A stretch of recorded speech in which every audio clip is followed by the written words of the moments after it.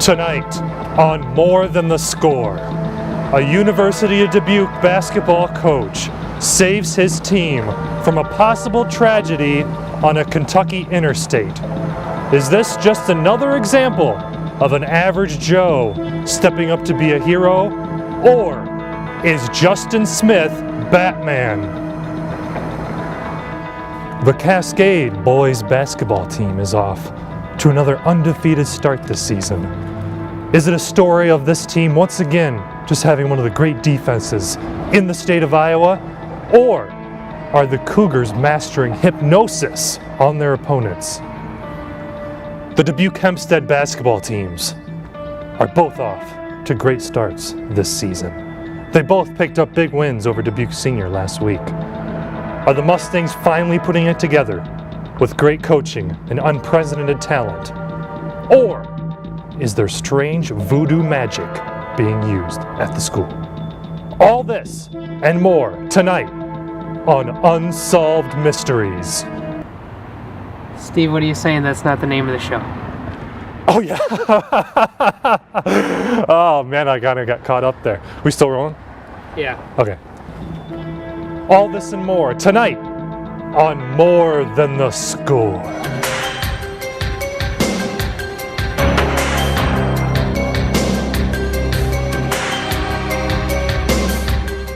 Hello everyone, welcome to this week's edition of Telegraph Herald More Than the Score. I'm your host Steve Ortman. Alongside me this week, Brenden West. Brenden, how's it going? Good. Good to be back. Thanks for having me.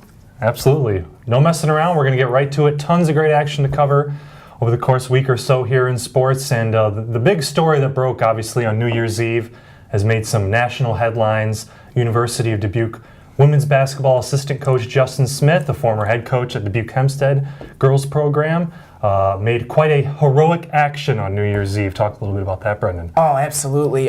It's such a unique thing, but when the University of Dubuque Spartans girls team was heading back from their road trip in Nashville early New Year's Eve morning, their bus driver, their coach bus driver, suffered somewhat of a medical malady there, and wound up actually passing out behind the wheel on the highway, and the going about 70. Yeah, I mean, the bus was veering off the side, hit a guard rail, and all of a sudden, Justin Smith, the assistant, he was actually able to leap out of his seat, steer the bus to safety, slow it down and everything. Nobody was hurt. From all reports that I've heard, even the driver who was rushed to the hospital, he wound up being okay too.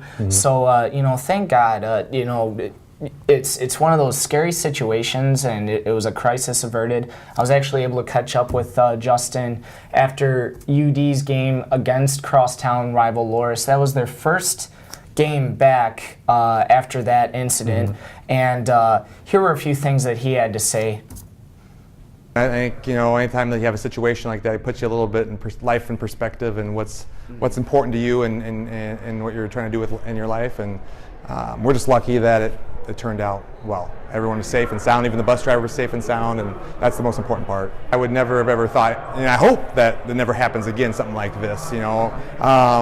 The attention and everything. I mean, it's nice that I've really appreciated all the thoughts and prayers and praise that I've gotten. But the big thing, once again, I'm happy I'm here alive, along with my basketball family, which I care about a lot. That's the big thing.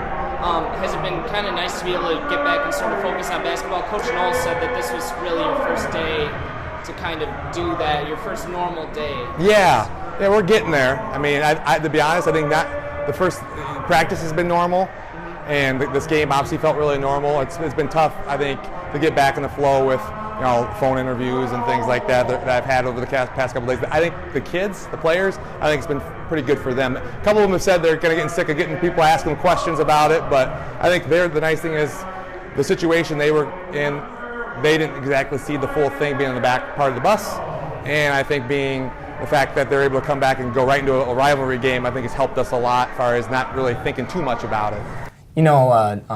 I guess I want to say on a personal note, as a former college athlete, having been on those coach buses and everything, you can sort of relate a little bit to what that experience was like, just how scary some kind of situation like that is. You know, I mean, everybody wants to be okay in those instances, but every once in a while, you know, even the Loris girls were sort of relating to, like, man, what if that was my team? So I think the whole Dubuque community and maybe even outside of that is definitely very thankful that everything wound up being okay for the Spartans. And, you know, great job, Justin Smith, and, you know, best of luck to the Spartans as they continue on with their season. Absolutely. Heroic actions that got national attention. New York Post, Associated Press, ESPN, all kind of websites have picked this one up. So a terrific story and a great job by Coach Smith. But moving forward now to the sports scene here, we're looking at, let's first start with the Cascade boys basketball team. I guess they're just going to be darn good again, huh,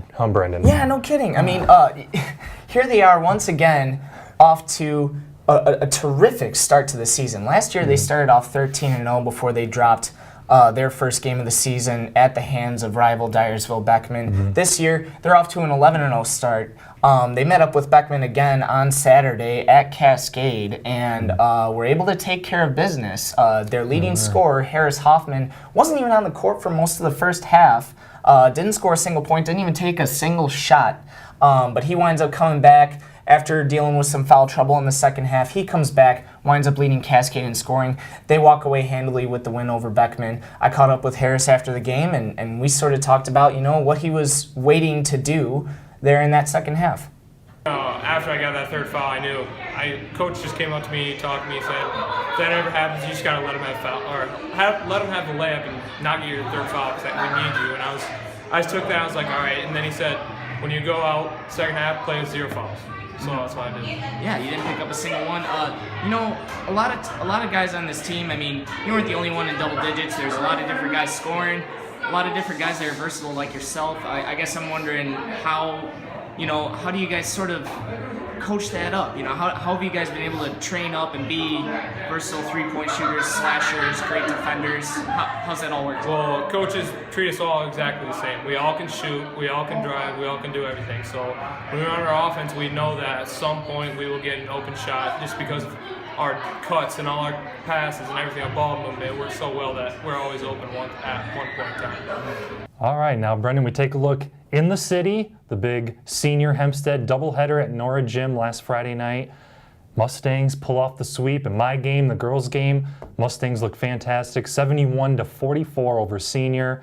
They got to a 9-0 lead, got it up to 17-2 before the Rams could get anything going. It was the 9th win of the year already for the Mustangs. Morgan Krug led the way with 13 points, caught up with the senior forward after the game, and here's what she had to say about the big win. Our philosophy as a team this year is to always play loose and play as a team and make sure that we play our game instead of like falling below if we're playing not as good a competition or falling under pressure if we're playing like a good team. But yeah, tonight I thought we played really well as a team. It was definitely a great team win. Everyone contributed. The bench was energized. It was a great team win tonight. Sure. Talk about how this team can be resilient. You guys, senior makes that run, brings it to a 10-point game. You think, this could go either way, but then you guys came back with a 7-0 run right away.